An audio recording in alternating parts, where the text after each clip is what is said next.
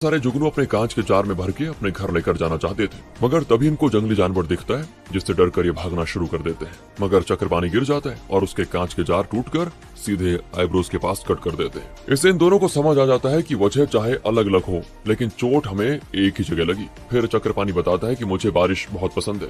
मैं तो एक बार बचपन में बारिश के दौरान नदी में नहाने चला गया था, जिस दौरान मैं नदी में डूबकर मरने वाला था। तब कुमार बताता है कि और मैं बारिश के दौरान मैनहोल में डूबकर मरते मरते बचा हूं। फिर ये लोग अपनी फैमिली के बारे में बताते हैं कि एक बड़ी बहन थी जो अपने पसंद के लड़के से शादी करके भाग गई और बड़ा भाई अपने घर पे चोरी करके भाग गया। फिर कुमार बताता है, आज मेरा एक नहीं बल्कि 2 बेटा होता, मगर पहले बेटे की मौत जन्म के कुछ दिनों के बाद ही हो गई थी। ये चीज भी चक्रपाणी के केस में बिल्कुल सिमिलर है। तब कुमार को चक्रपाणी अपना भूतकाल देने को हो जाता है तैयार। उसने अपने टाइम में अपनी लाइफ की सारी बातें डायरी में लिखी होती है। उन्हें लाकर वो कुमार के सामने रखता है, पर जैसे कुमार उनको लेना चाहता है ना, तो चक्रपाणी उसका हाथ पकड़ लेता है और कहता है, तुम्हें अपना भविष्य जानने से पहले मेरी कुछ शर्तें माननी होंगी। तुम्हें पेशेंस रखना होगा। तुम एक बार में पूरी डायरी पढ़कर खत्म नहीं कर सकते।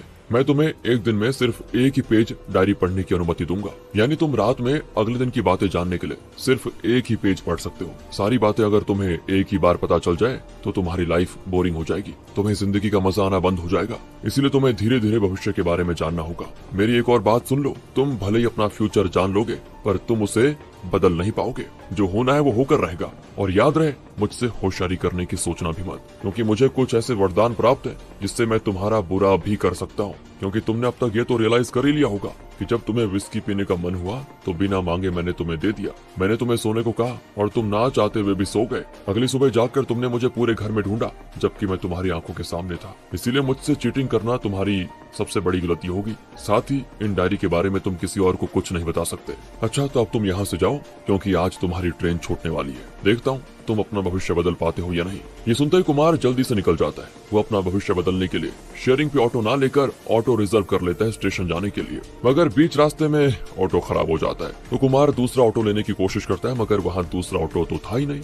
तो वो पैदल ही जाने लगता है और दूसरे लोगों से लिफ्ट मांगने की कोशिश करता है। गाड़ी वाले तो उसको लिफ्ट नहीं देते, मगर एक साइकिल वाला उसको लिफ्ट देता है। कुछ दूर जाने पर उसको दूसरा ऑटो मिल जाता है, तो वो उस ऑटो से स्टेशन जाता है। ट्रेन प्लेटफॉर्म पे लगी होती है, इसीलिए वो जल्दी भागता है और किसी तरह ट्रेन पकड़ लेता है और फिर खूब हंसता है कि वाह, मैंने तो अपना भविष्य बदल लिया।